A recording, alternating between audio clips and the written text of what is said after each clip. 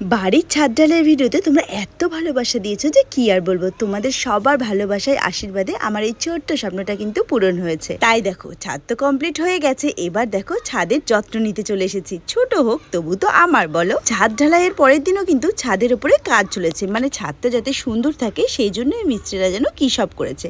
আর সেই জন্যই তার পরের দিন দেখো আমরা চলে এসেছি ছাদে, আর ছাদে কিন্তু আজকে জল দেওয়া হবে।